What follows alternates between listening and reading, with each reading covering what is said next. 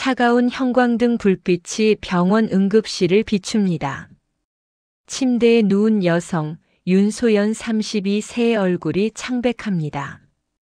눈을 감은 채 의식을 잃은 그녀의 이마에는 핏자국이 선명합니다. 의사가 침대 옆에 선 남자를 향해 고개를 돌리며 입을 엽니다. 아내분께서 실명하셨습니다. 그 순간 박도진 38세의 얼굴에 기묘한 표정이 스칩니다. 놀람도 아니고 슬픔도 아닌 형언할 수 없는 안도감. 찰나의 순간이지만 카메라는 그것을 놓치지 않습니다. 도진은 곧바로 표정을 바꾸며 되묻습니다. 그게 무슨 말이냐고, 어떻게 된 거냐고. 의사는 망막 손상이 심각하다고, 회복 가능성은 거의 없다고 답합니다. 도진은 천천히 고개를 숙입니다. 주먹을 쥐지만 떨리는 것은 분노가 아닌 다른 무언가입니다. 카메라가 천천히 물러나며 그의 뒷모습과 침대에 누운 소연을 동시에 담습니다. 불길한 정적이 흐릅니다. 사고 당일 24시간 전, 환한 햇살이 들어오는 거실. 피아노 앞에 앉은 소연이 건반을 더듬습니다. 그러나 악보를 보지 않고 어딘가 망설이는 듯한 손놀림입니다. 주방에서 나온 도진이 다정하게 아침을 먹으라며 그녀의 어깨에 손을 올립니다. 소연이 고개를 들어 미소 지으며 미안하다고 말합니다. 요즘 자꾸 집중이 안 된다고.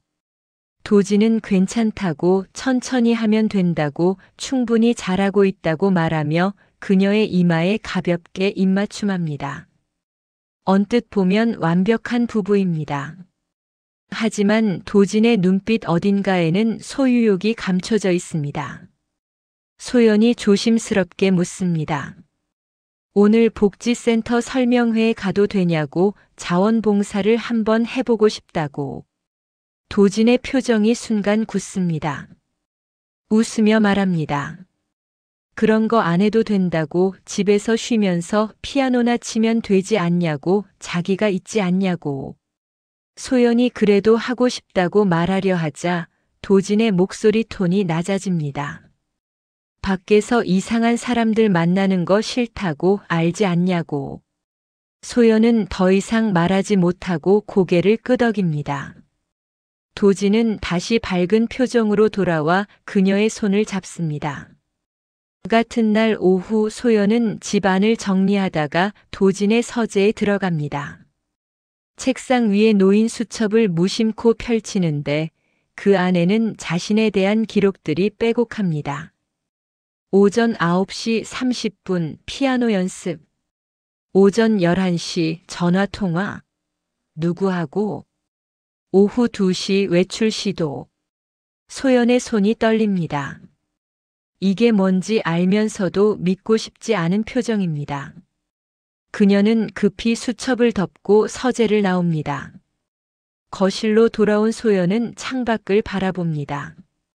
아파트 단지 너머로 보이는 하늘이 유난히 밝습니다. 그녀는 가슴에 손을 얹고 깊게 숨을 들이킵니다. 저녁이 되고 도진이 퇴근합니다. 평소처럼 다정하게 안부를 묻지만 소연은 어색하게 웃으며 대답합니다. 도진은 그녀의 표정에서 뭔가를 감지한 듯 눈을 가늘게 뜹니다. 식사 중에 도진이 묻습니다. 오늘 뭐 했냐고. 소연은 그냥 집에 있었다고 대답합니다. 도진은 고개를 끄덕이며 말합니다. 그래, 그게 좋다고. 집이 제일 안전하다고. 그 말에 소연의 손이 젓가락을 쥔 채 멈춥니다. 밤 10시. 소연은 잠들지 못하고 침대에 누워 있습니다. 옆에서 도진은 깊이 잠들어 있습니다. 소연은 조용히 일어나 거실로 나옵니다. 핸드폰을 들어 복지센터 홈페이지를 검색합니다. 자원봉사 신청 페이지가 뜹니다. 손가락이 신청 버튼 위에서 망설입니다. 그때 뒤에서 목소리가 들립니다. 뭐해? 깜짝 놀란 소연이 돌아봅니다. 도진이 서 있습니다. 어둠 속에서 그의 표정은 보이지 않지만 목소리는 차갑습니다. 소연이 더듬거리며 대답합니다. 그냥 잠이 안 와서 핸드폰을 보고 있었다고. 도진은 천천히 다가와 그녀의 핸드폰 화면을 봅니다. 복지센터 페이지가 그대로 떠 있습니다. 내가 싫다고 했잖아. 도진의 목소리가 낮게 깔립니다. 소연이 변명하려 하지만 도진은 그녀의 핸드폰을 빼앗아 들고 말합니다. 너는 나만 있으면 된다고. 다른 건 필요 없다고. 소연의 눈에 눈물이 맺힙니다. 도진은 한숨을 쉬며 그녀를 끌어안습니다. 미안하다고 너를 생각해서 하는 말이라고 세상은 위험하다고 속삭입니다. 하지만 소연은 그의 품에서도 온기를 느끼지 못합니다. 다음 날 오전, 도진이 출근하며 말합니다. 오늘 저녁에 같이 드라이브 가자고. 소연이 어디로 가냐고 묻자 도진은 웃으며 대답합니다. 예전에 자주 가던 산책로라고. 공기도 좋고 경치도 좋다고. 소연은 고개를 끄덕이지만 가슴 한편이 불안합니다. 저녁 7시. 도진의 차는 산길을 오릅니다. 해가 지기 시작하고 주변은 점점 어두워집니다. 소연은 창밖을 바라보며 묻습니다. 여기가 맞냐고. 예전에 온 곳과 다른 것 같다고. 도진은 짧게 대답합니다. 새로운 길이라고. 더 좋은 곳이라고. 차가 멈춥니다. 도진이 먼저 내리며 소연에게도 내리라고 합니다. 소연이 차에서 내리자 주변은 인적이 드문 산길입니다. 가로등도 없고 달빛만이 희미하게 길을 비춥니다. 도진이 앞서 걸어갑니다. 소연이 뒤따라가는데 발밑이 불안정합니다. 그녀가 조심스럽게 묻습니다. 여기서 뭘 보냐고. 너무 어둡다고. 도진은 대답하지 않습니다. 그저 계속 걸어갈 뿐입니다. 소연이 불안해하며 그의 이름을 부르는 순간 도진이 갑자기 멈춰 섭니다. 소연아. 그가 돌아봅니다. 어둠 속에서 그의 얼굴은 보이지 않지만 목소리는 이상하게 평온합니다. 너 나 없이도 살 수 있을 것 같아?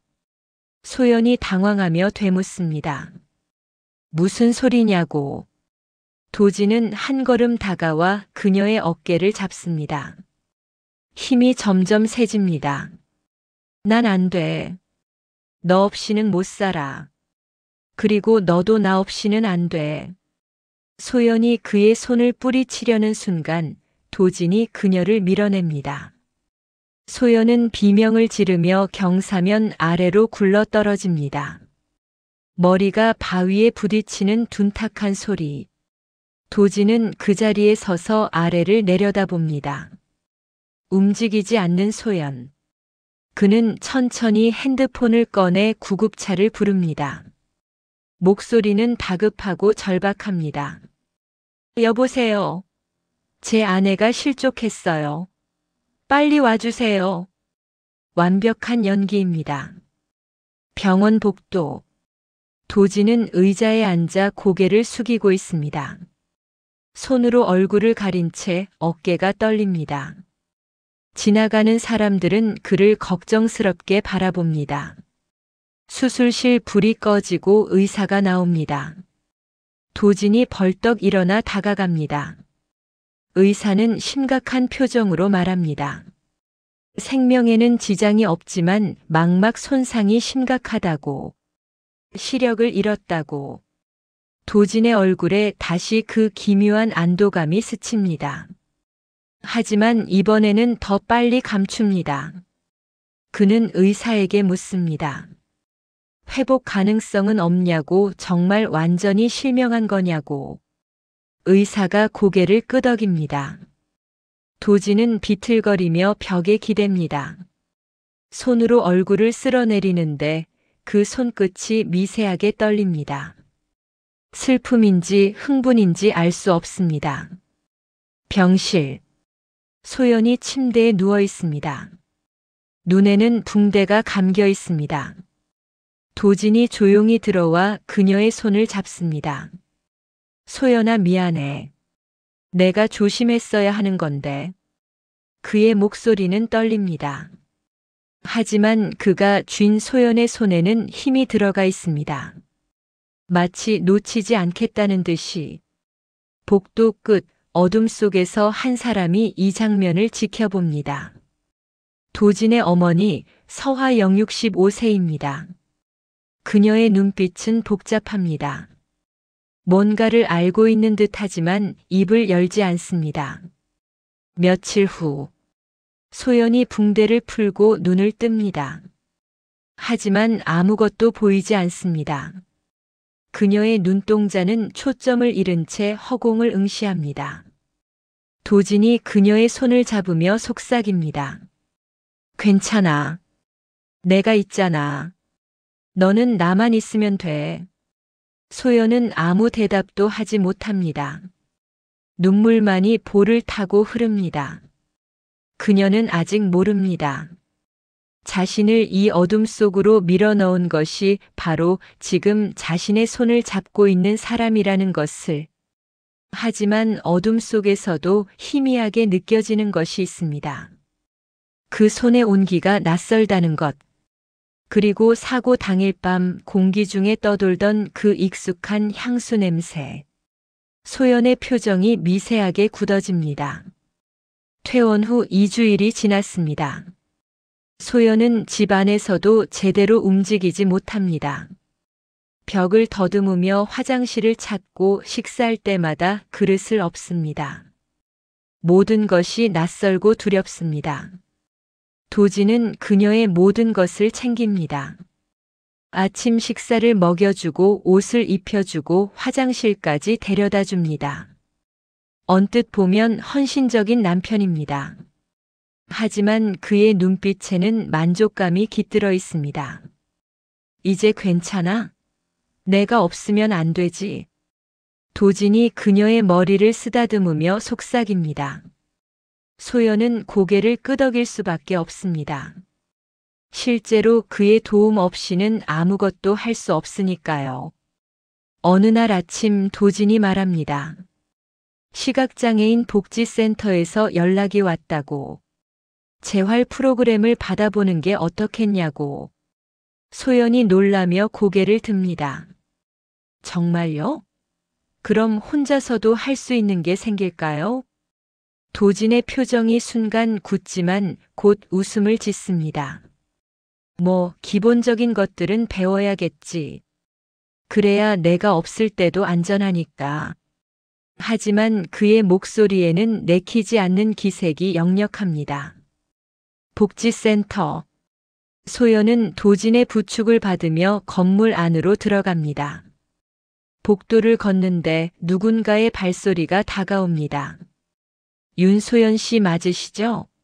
안녕하세요. 저는 재활 담당 장혜준입니다. 낮고 따뜻한 목소리입니다. 소연이 그쪽으로 고개를 돌립니다. 혜준 40세은 부드럽게 미소 지으며 손을 내밉니다. 소연이 조심스럽게 손을 뻗자 혜준이 그녀의 손을 가볍게 잡습니다. 처음에는 다들 힘들어 하십니다. 하지만 천천히 하나씩 배우시면 생각보다 많은 걸 할 수 있게 되실 거예요. 그의 말투는 위로가 아닌 확신에 가깝습니다. 소연은 그 목소리에서 묘한 안정감을 느낍니다. 도진이 끼어듭니다. 제 아내는 예민한 편이라서요. 천천히 봐주시면 좋겠습니다. 혜준이 도진을 바라봅니다. 짧은 침묵. 혜준은 고개를 끄덕이며 대답합니다. 물론입니다. 하지만 재활 프로그램은 본인의 의지가 가장 중요합니다. 제가 도와드릴 수는 있지만 결국 해내시는 건 소연 씨 본인이거든요. 도진의 표정이 미묘하게 변합니다. 첫 수업이 시작됩니다. 혜주는 소연에게 흰 지팡이 사용법을 가르칩니다. 지팡이를 잡는 법, 앞을 더듬는 법, 장애물을 감지하는 법. 소연은 서툴지만 집중합니다. 좋습니다. 조금만 더 천천히 움직여 보세요.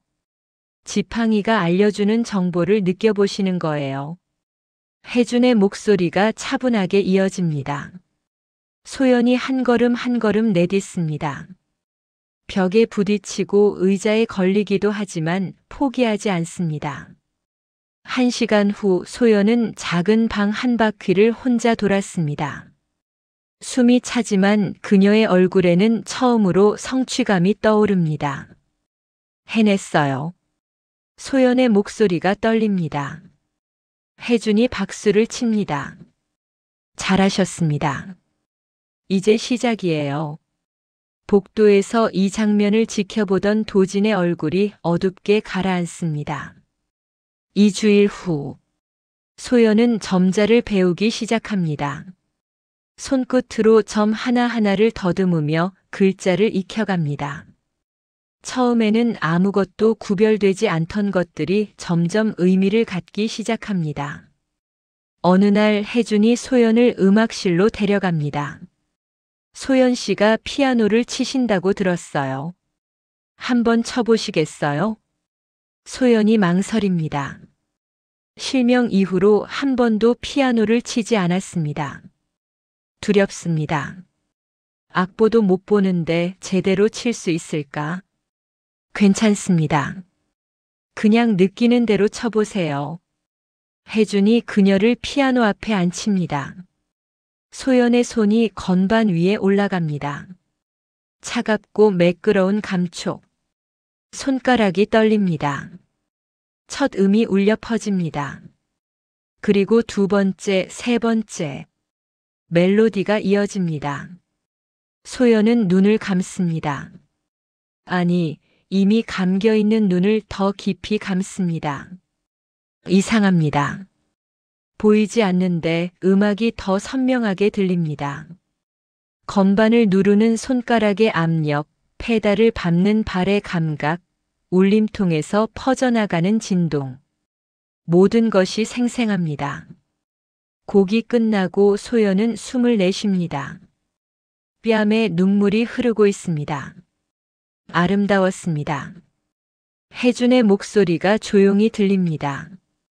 소연이 그쪽으로 고개를 돌립니다. 보이지 않는다고 잃는 건 아닙니다. 오히려 찾게 되는 것도 있어요. 소연 씨는 지금 그걸 찾고 계신 거예요. 그 말에 소연은 울음을 터뜨립니다. 슬픔이 아닌 해방감 때문입니다. 같은 시각 복지센터 밖. 도진이 차 안에서 이 모습을 지켜봅니다. 유리창 너머로 보이는 소연의 얼굴. 웃고 있습니다. 그것도 자기가 아닌 다른 남자 앞에서. 도진의 손이 핸들을 움켜줍니다.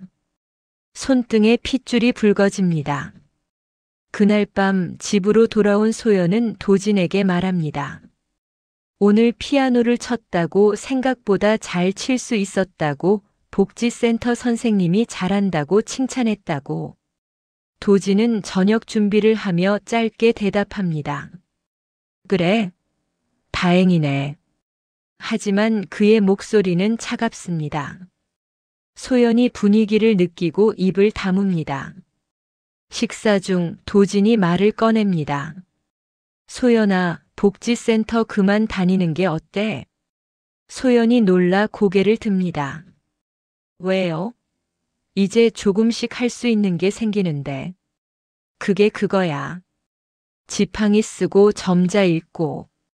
그런 거 배워봤자 얼마나 쓸모 있겠어. 집에 나랑 있으면 되지. 소연이 반박하려 합니다. 하지만 나는. 너는 뭐? 도진의 목소리가 날카로워집니다. 소연이 움찔합니다. 너는 나 없이 뭘 할 수 있는데? 밖에 나가면 위험하잖아. 차도 못 보고 사람들한테 부딪히고. 그러다 또 다칠까봐 내가 걱정되는 거야. 소연은 아무 말도 하지 못합니다. 도진이 한숨을 쉬며 말을 이어갑니다. 그리고 그 선생이라는 사람 뭔가 찜찜해. 남자잖아. 너한테 너무 친절한 거 아니야? 그냥 일 때문에 그러는 거예요. 일? 소연아, 너는 세상을 너무 모르는 것 같아. 남자가 여자한테 친절한 데는 다 이유가 있어. 소연의 가슴이 답답해집니다. 하지만 반박할 수 없습니다. 실제로 자신은 아무것도 보이지 않으니까요. 도진의 말이 맞는 건지 아닌 건지 판단할 수가 없습니다. 그날 밤 소연은 잠들지 못하고 침대에 누워 있습니다. 옆에서 도진의 고른 숨소리가 들립니다. 그녀는 조용히 손을 뻗어 베드사이드 테이블을 더듬습니다. 핸드폰을 찾으려는데 없습니다. 핸드폰 찾아? 갑자기 도진의 목소리가 들립니다. 소연이 깜짝 놀랍니다. 아, 깼어요? 미안해요. 핸드폰은 내가 가지고 있어. 내가 실수로 어디 잘못 눌러서 이상한데 연락할까봐. 소연의 몸이 굳습니다. 하지만 내 핸드폰인데. 나중에 줄게. 지금은 필요 없잖아. 어차피 화면도 못 보는데. 도진의 목소리는 다정하지만 그 안에는 단호함이 깔려 있습니다. 소연은 더 이상 아무 말도 하지 못합니다. 어둠 속에서 그녀는 자신이 갇혀 있다는 것을 깨닫기 시작합니다. 다음 날 소연은 복지센터에 가려고 준비합니다. 하지만 현관문이 열리지 않습니다. 손잡이를 돌려도 밀어도 꿈쩍하지 않습니다. 도진 씨, 문이 안 열려요. 소연이 당황해서 외칩니다. 잠시 후 도진이 나타납니다. 아, 미안. 내가 잠갔어. 요새 이 동네에 도둑이 많이 든대서. 하지만 안에서도 안 열리잖아요. 안전장치야. 비밀번호 누르면 열려. 내가 열어줄게. 도진이 현관문에 다가가 비밀번호를 누릅니다. 삐삐삐 소리가 나고 문이 열립니다. 소연은 불안감을 느끼지만 표현하지 못합니다. 복지센터로 가는 택시 안. 기사가 소연에게 말을 겁니다. 복지센터 자주 가세요? 네, 재활 프로그램 받으러요. 아, 그러시구나. 힘내세요. 기사의 따뜻한 말에 소연이 고마워합니다. 하지만 그날 오후 도진이 그 택시 기사에게 전화를 겁니다. 제 아내 오늘 태우셨죠? 감사합니다. 그런데 혹시 아내가 이상한 말 하지 않았나요? 기사가 의아해하며 묻습니다. 무슨 말이냐고. 아내가 정신과 치료를 받고 있거든요. 가끔 헛소리를 해서 혹시라도 이상한 말하면 저한테 연락 주시면 감사하겠습니다. 도진은 자신의 명함을 기사에게 전합니다. 기사는 난처한 표정으로 받습니다. 복지센터. 혜준이 소연에게 묻습니다. 요즘 어떠세요? 집에서 연습 잘하고 계세요? 소연이 잠시 망설입니다. 말해야 할까 말지 말아야 할까? 하지만 결국 입을 엽니다.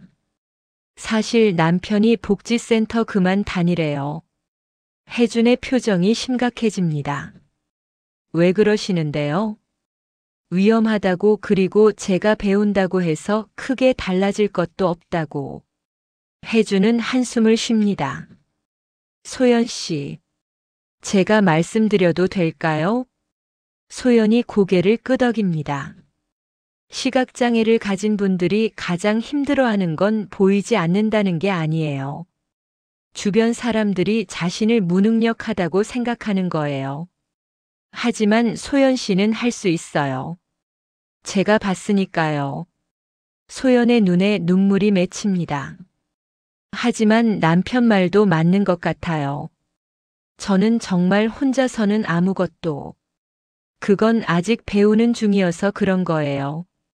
시간이 지나면 달라집니다. 포기하지 마세요. 혜준의 목소리는 단호합니다.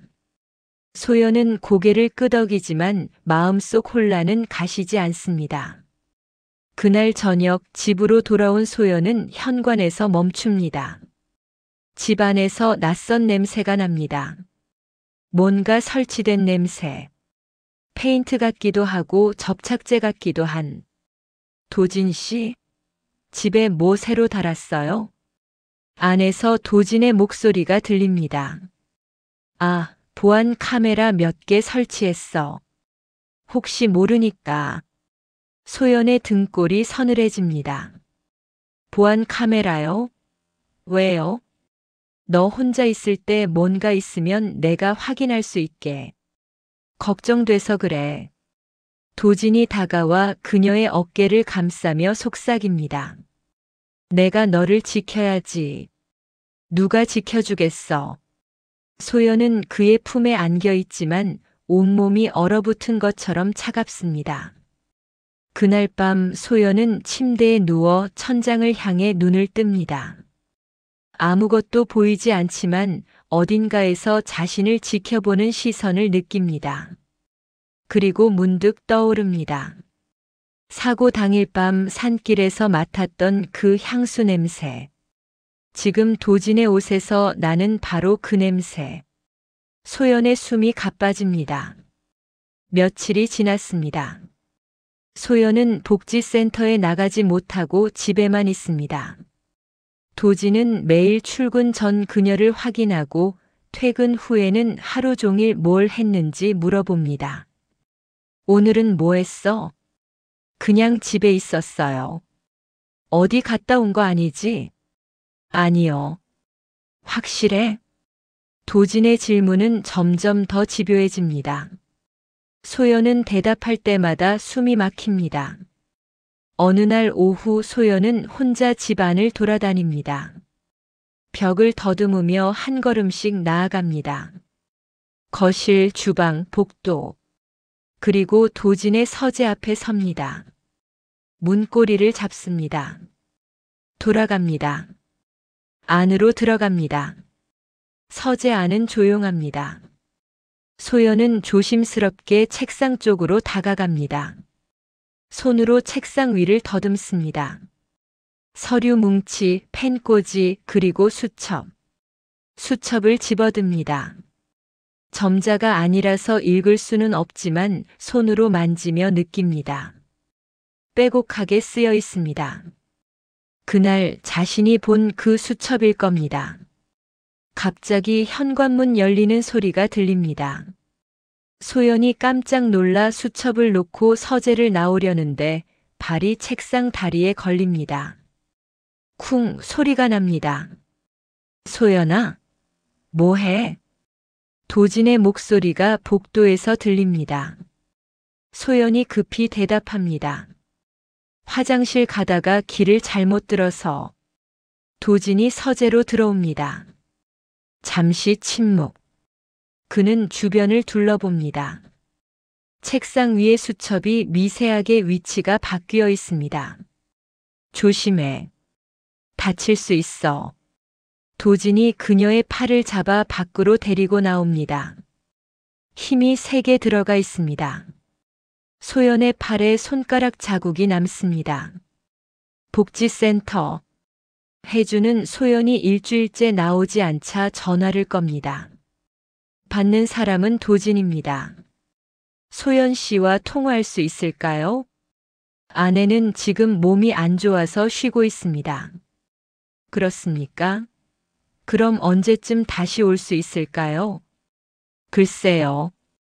당분간은 어려울 것 같습니다. 집에서 쉬는 게 나을 것 같아서요. 하지만 재활 프로그램을 중단하면. 선생님, 제 아내 걱정은 제가 합니다. 더 이상 연락하지 마세요. 도진이 전화를 끊습니다. 혜주는 핸드폰을 내려다보며 인상을 찡그립니다. 그날 밤 혜주는 자신의 사무실에서 소연의 파일을 꺼냅니다. 초기 상담 기록을 살펴봅니다. 사고로 인한 실명, 남편 동행, 남편의 과보호 경향 있음.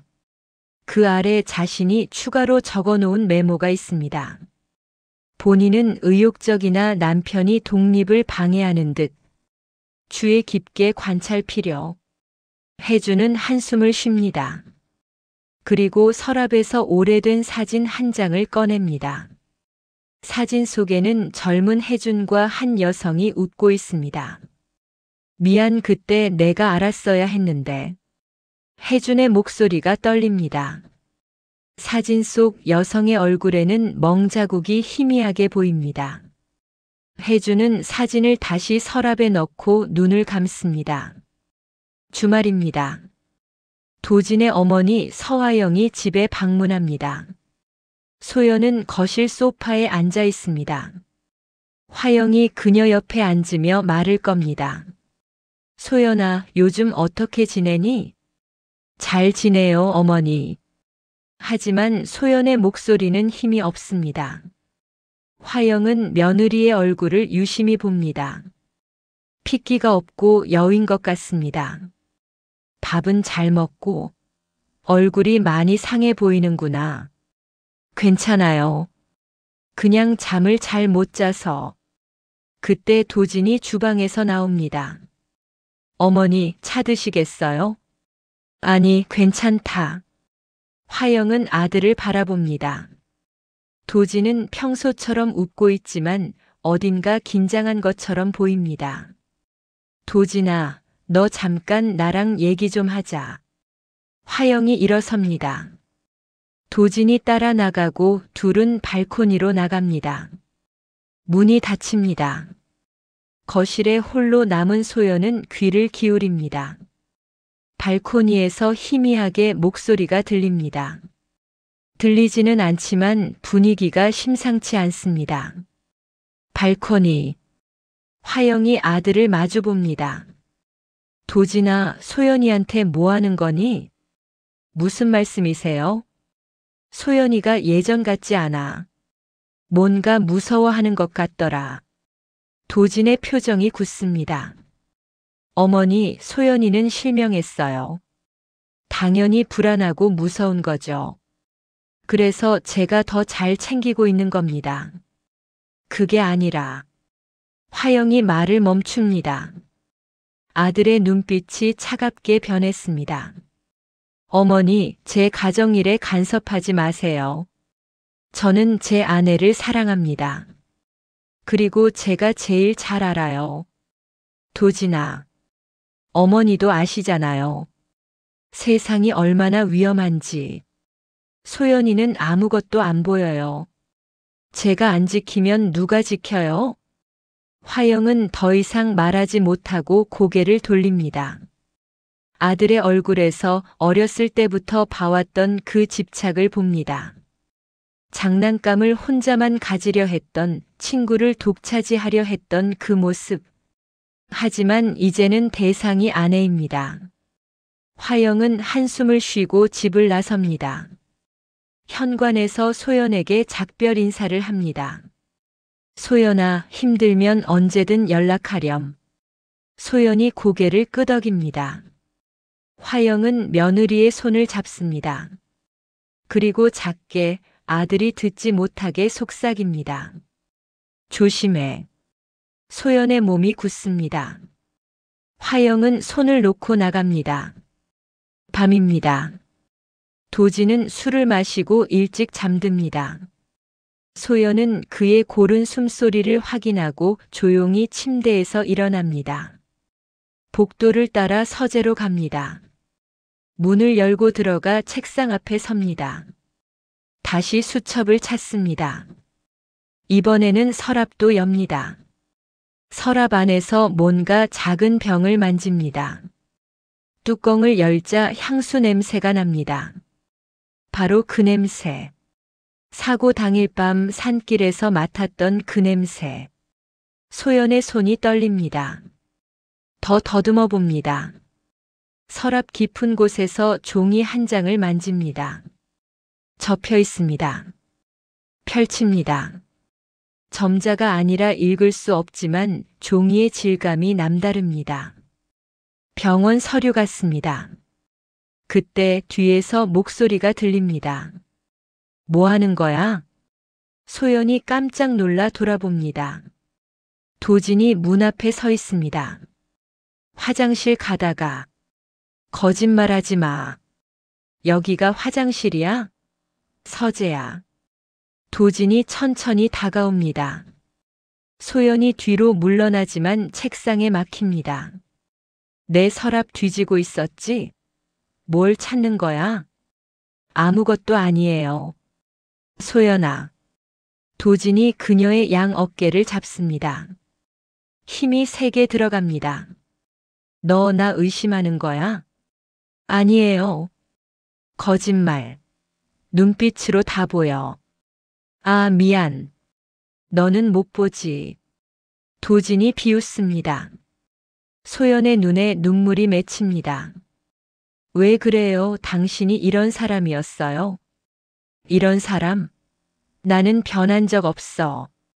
너를 사랑하는 것도 너를 지키고 싶은 것도 처음부터 똑같아. 다만 이제는 내가 진짜 나만 볼 수 있게 됐을 뿐이지. 소연이 깨닫습니다. 그가 미쳤다는 것을. 도진이 그녀의 손에서 종이를 빼앗습니다. 이거 궁금해? 이게 뭔지 읽어줄까? 그는 종이를 펼칩니다. 실명 가능성 높음.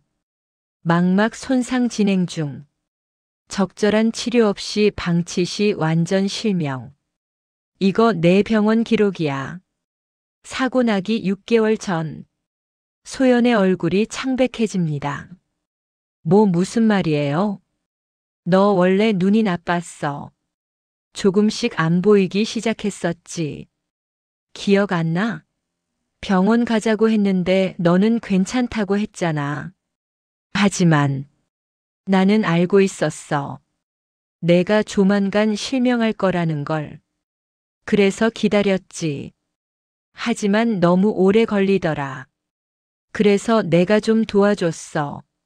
소연의 다리에 힘이 풀립니다. 바닥에 주저앉습니다. 당신이 그랬어요? 절 산에 데려가서. 그래. 너를 밀었어. 어차피 실명할 거 빨리 끝내는 게 낫잖아. 그리고 이제는 진짜 나만 의지할 수밖에 없게 됐고. 도진이 무릎을 꿇고 그녀와 눈높이를 맞춥니다. 이게 사랑이야, 소연아. 너를 완전히 내 것으로 만드는 것. 이제 넌 나 없이는 아무것도 못해. 영원히. 소연은 울음을 터뜨립니다. 도진은 그녀를 안으려 하지만 소연이 밀어냅니다. 저리 가요. 당신은 미쳤어. 도진의 표정이 차갑게 변합니다. 미쳤다고? 너를 이렇게까지 사랑하는데? 그는 일어서서 방을 나갑니다. 문을 잠그는 소리가 들립니다. 소연은 서재 바닥에 홀로 남겨집니다. 다음 날 아침, 화영은 집에서 전화 한 통을 받습니다. 소연의 목소리입니다. 떨리고 있습니다. 어머니 도와주세요. 소연아, 무슨 일이니? 도진 씨가 저를. 그때 전화가 끊깁니다. 화영은 재빨리 전화를 걸지만 받지 않습니다. 화영은 서둘러 아들의 집으로 향합니다. 현관문을 두드립니다. 도진이 나옵니다. 어머니, 왜 이렇게 갑자기? 소연이 어디 있니? 방에서 쉬고 있어요. 당장 보여줘. 화영이 안으로 들어갑니다. 도진이 막으려 하지만 어머니는 이미 안방으로 향합니다. 방문을 엽니다. 소연이 침대에 누워 있습니다. 얼굴이 퉁퉁 부어 있고 팔에는 멍이 들어 있습니다. 소연아. 화영이 다가갑니다. 소연이 어머니 쪽으로 고개를 돌립니다. 어머니. 뒤에서 도진이 말합니다. 실수로 부딪혀서 그래요. 제가 잘 못 챙겨서. 닥쳐. 화영이 아들을 향해 차갑게 말합니다. 도진이 놀란 표정을 짓습니다. 어머니가 이렇게 말한 적이 없었으니까요. 도진아, 너 정말 그랬니? 소연이를 일부러. 어머니, 무슨 말씀을? 대답해. 사고가 아니었던 거지. 침묵이 흐릅니다. 도진은 대답하지 않습니다. 하지만 그 침묵이 답입니다. 화영의 눈에 눈물이 맺힙니다. 내가 너를 잘못 키운 거구나. 어머니, 전 사랑했을 뿐이에요. 소연이를. 그게 사랑이니? 그건 집착이야. 병이고. 화영이 소연의 손을 잡습니다. 소연아, 일어나. 여기서 나가자. 소연이 침대에서 일어나려 합니다. 하지만 도진이 문을 막아섭니다. 어디 가시게요?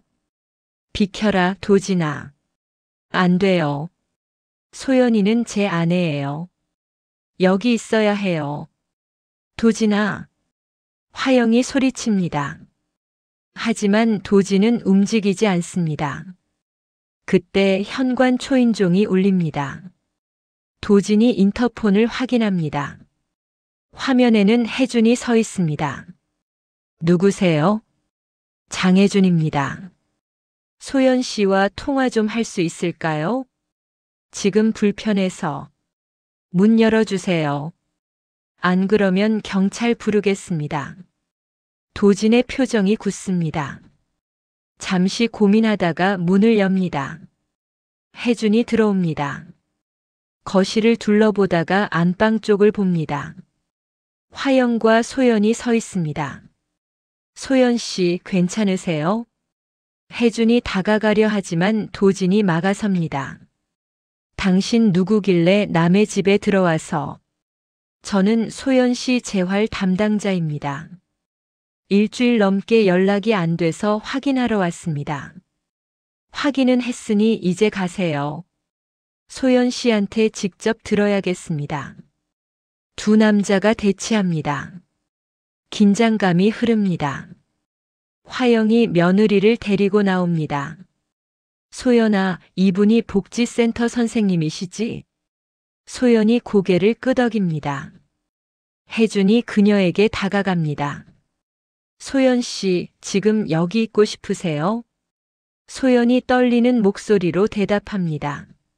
아니요, 나가고 싶어요. 도진의 얼굴이 일그러집니다.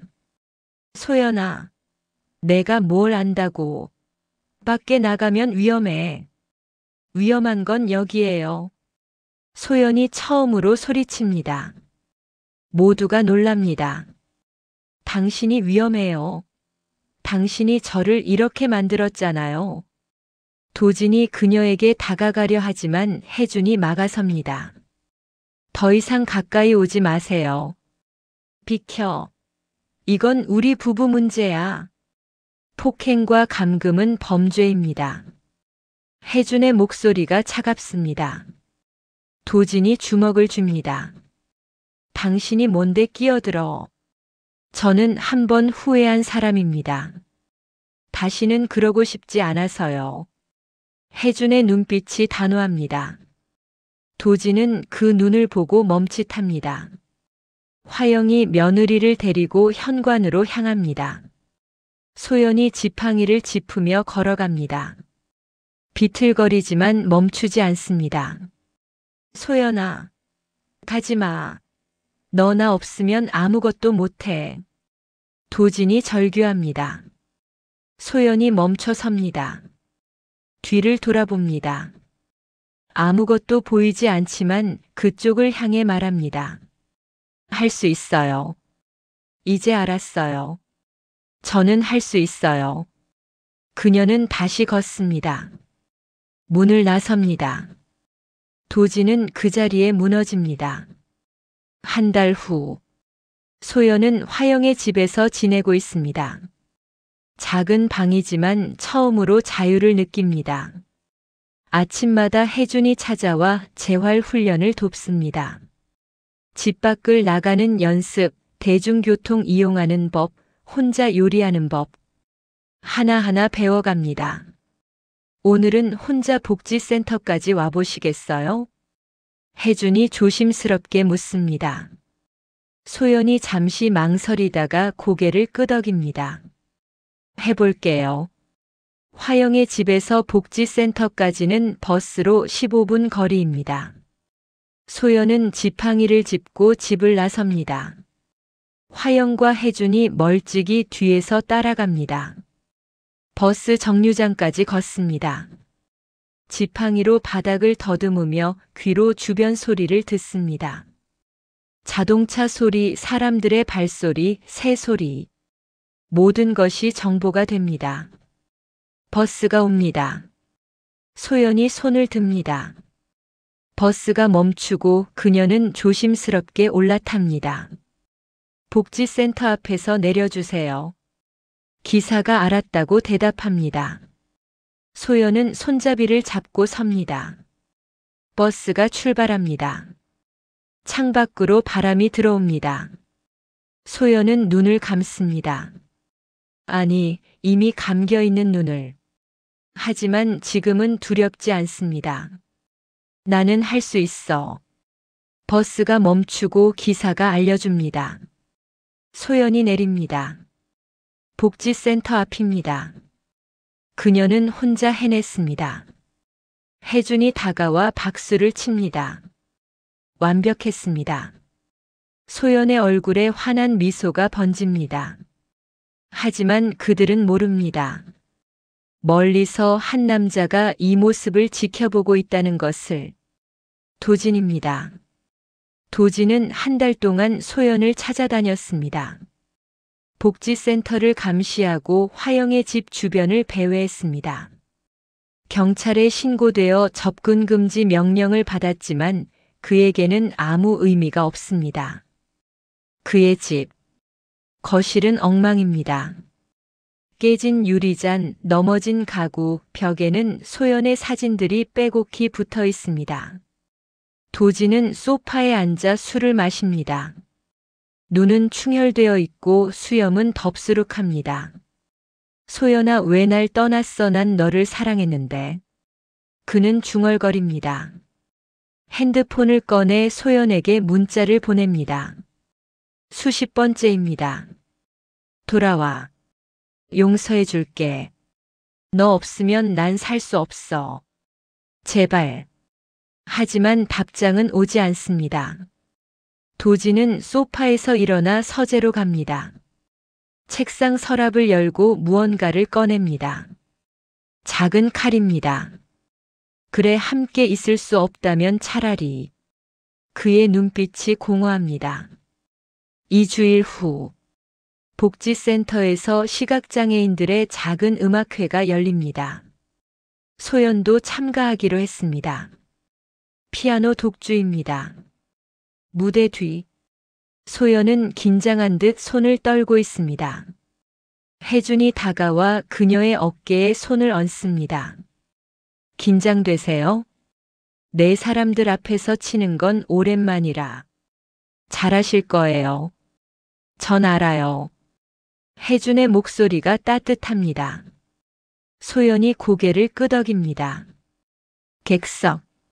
화영이 앉아 있습니다. 그 옆에는 복지센터 사람들과 다른 재활 프로그램 참가자들이 있습니다. 사회자가 소연을 소개합니다. 박수 소리가 들립니다. 소연이 무대로 나갑니다. 지팡이를 짚으며 천천히 걸어 피아노 앞에 앉습니다. 건반에 손을 올립니다.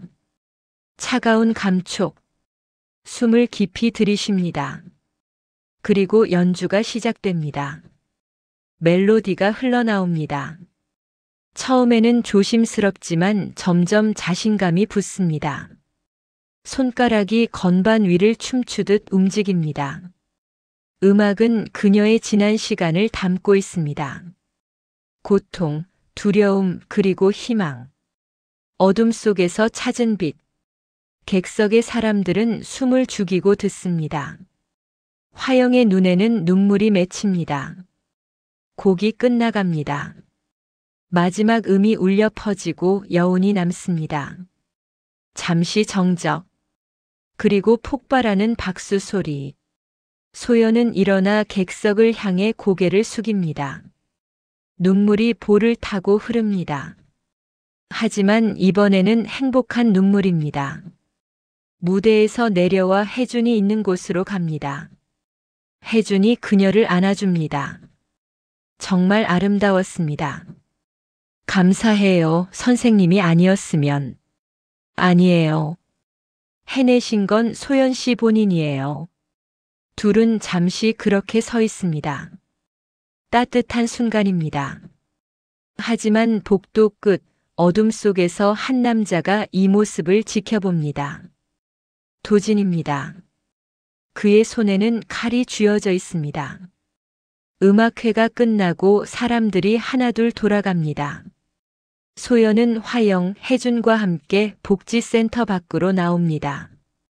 오늘 정말 수고했어, 소연아. 화영이 며느리의 손을 잡으며 말합니다. 어머니, 고마워요. 제가 이렇게까지 올 수 있었던 건 너의 힘이었어. 너는 강한 아이야. 혜준이 미소 지으며 말합니다. 제가 집까지 모셔다 드릴게요. 감사합니다, 선생님. 셋이 주차장으로 향합니다. 해가 지고 주변이 어두워지기 시작합니다.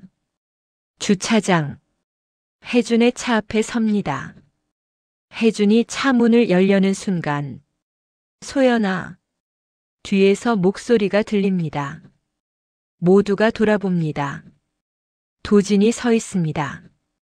도진. 소연의 얼굴이 창백해집니다. 소연아, 나야. 보고 싶었어. 도진이 다가옵니다. 혜준이 소연 앞을 막아섭니다. 접근 금지 명령 받으셨잖습니까?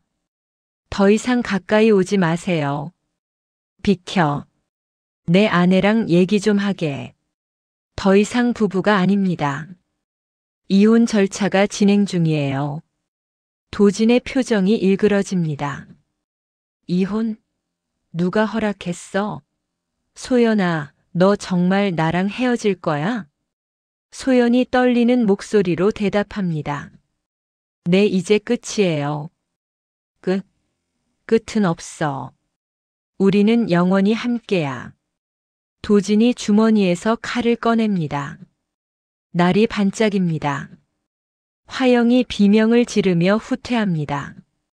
혜준이 소연을 뒤로 밀며 도진과 대치합니다. 진정하세요. 이러면 더 나빠집니다. 나빠? 이미 다 잃었는데 뭐가 더 나빠져?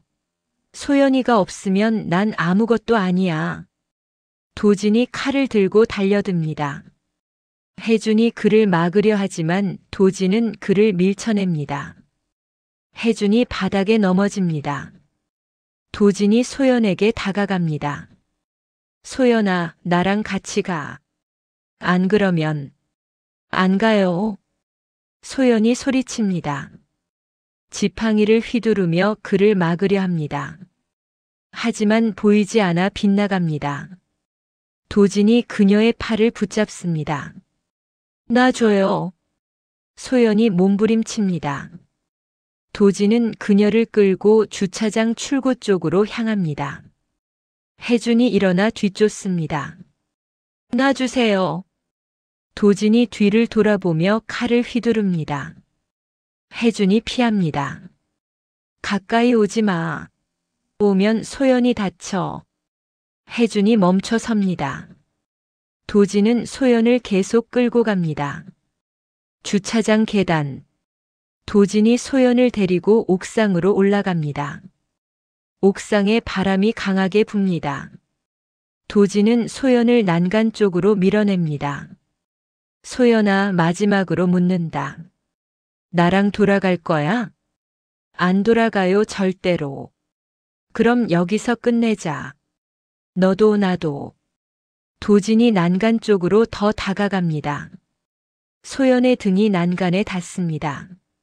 아래는 6층 높이입니다. 도진 씨 제발 정신 차려요. 정신? 난 정신 똑바로 차리고 있어. 너를 사랑하는 거, 너 없이는 못 사는 거, 이게 내 정신이야. 그때 옥상 문이 열립니다. 혜준이 뛰어 올라옵니다. 손 놔요. 도진이 뒤를 돌아봅니다. 혜준이 천천히 다가옵니다. 더 오지 마. 오면 소연이랑 같이 떨어진다. 그러지 마세요. 소연 씨는 아무 잘못 없어요. 잘못? 잘못은 나한테 있어. 내가 너무 사랑한 게 잘못이지. 도진의 목소리가 떨립니다. 눈에는 눈물이 맺혀 있습니다. 혜준이 한 걸음 더 다가갑니다. 사랑은 상대를 아프게 하는 게 아니에요. 자유롭게 해주는 거죠. 자유롭게 하면 떠나잖아. 소연이도 날 떠났어. 왜 떠났는지 생각해 보세요. 두려웠기 때문이에요. 당신이 두려워서. 도진이 흔들립니다. 혜준이 계속 말합니다. 진짜 사랑한다면 놔줘야 해요.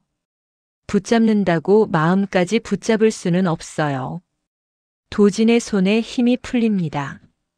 소연이 그 틈을 타 빠져나오려 합니다. 하지만 도진이 다시 그녀를 붙잡습니다. 안 돼. 놓으면 끝이야. 완전히 잃는 거야. 소연이 말합니다. 이미 잃었어요. 당신이 저를 사랑한 적은 없었어요. 그냥 소유하고 싶었던 거죠. 도진이 멈칫합니다. 그 말이 가슴에 박힙니다. 아니야, 난 사랑했어. 사랑이라면 제발 놔주세요. 제가 행복하게 해주세요. 소연의 목소리가 떨립니다. 도진은 그녀의 얼굴을 봅니다. 눈물 흐르는 얼굴을. 소연아. 도진의 손에서 힘이 빠집니다. 소연이 그의 손에서 벗어납니다. 혜준이 달려와 그녀를 안전한 곳으로 데려갑니다.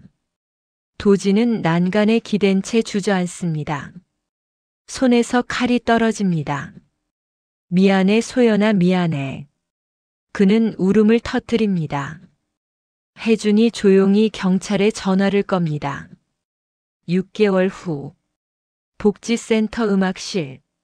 소연이 아이들에게 피아노를 가르치고 있습니다. 시각장애를 가진 아이들입니다.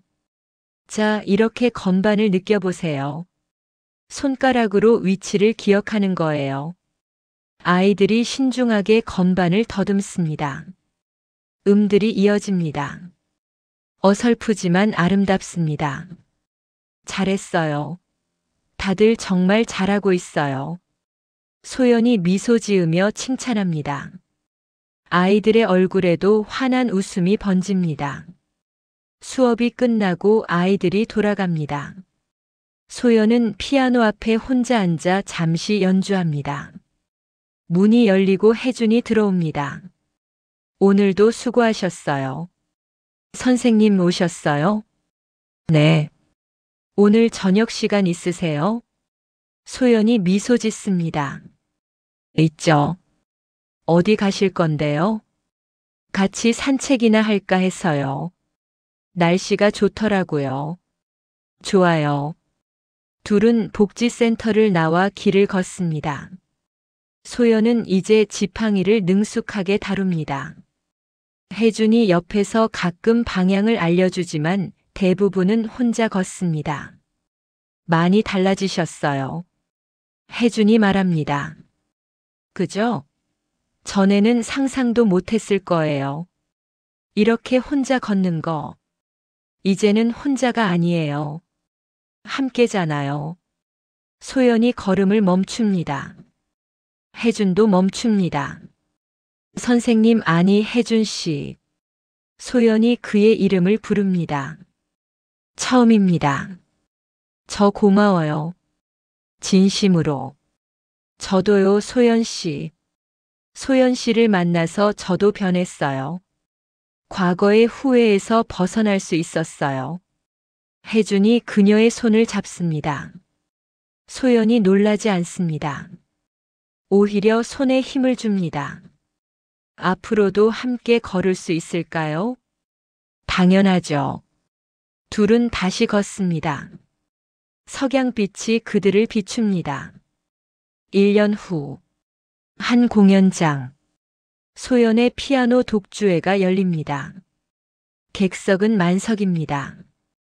무대 위 소연이 피아노 앞에 앉습니다. 조명이 그녀를 비춥니다. 객석에는 화영이 앉아 있습니다. 그 옆에는 혜준이 있습니다. 그리고 복지센터 사람들, 재활 프로그램을 함께 했던 사람들이 가득합니다. 소연이 마이크에 대고 말합니다. 여러분 안녕하세요. 저는 윤소연입니다. 3년 전 저는 시력을 잃었습니다. 그때는 모든 게 끝났다고 생각했어요. 하지만 오늘 여기 이렇게 서 있습니다. 잠시 숨을 고릅니다. 빛을 잃었지만 더 많은 것을 보게 됐어요. 어둠 속에서 진짜 중요한 게 뭔지 알게 됐습니다. 사람들의 따뜻함, 제 안에 있던 힘, 그리고 희망. 박수 소리가 들립니다. 오늘 연주할 곡은 제가 작곡한 어둠 속의 빛입니다. 저를 믿어준 모든 분들께 바칩니다. 피아노 연주가 시작됩니다. 멜로디는 처음에는 어둡고 슬프지만 점점 밝아집니다. 희망이 담겨 있습니다. 객석의 사람들은 숨죽이고 듣습니다. 어떤 사람은 눈물을 닦습니다. 혜준은 무대 위에 소연을 바라봅니다. 자랑스럽고 행복합니다. 곡이 끝납니다. 폭발하는 박수 소리. 소연은 일어나 깊게 인사합니다. 무대 뒤로 내려와 혜준이 기다리고 있습니다. 그가 꽃다발을 건넵니다. 축하해요, 소연 씨. 고마워요, 혜준 씨. 소연이 꽃을 안습니다. 향기가 납니다. 좋은 향기입니다. 이제 뭐 할 거예요? 혜준이 묻습니다. 소연이 미소 짓습니다. 살 거예요. 그냥 살아가는 거요. 매일매일을. 함께요? 네, 함께요. 둘은 손을 잡고 공연장을 나섭니다. 밖은 밤이지만 별들이 빛나고 있습니다. 소연은 하늘을 올려다봅니다. 보이지 않지만 느낄 수 있습니다. 바람, 온기, 그리고 옆에 있는 사람. 별이 많죠? 혜준이 묻습니다. 네, 많을 것 같아요. 따뜻해요. 그녀는 이제 압니다. 빛은 눈으로만 보는 게 아니라는 것을, 마음으로도 볼 수 있다는 것을, 그리고 때로는 어둠 속에서 더 밝게 빛난다는 것을.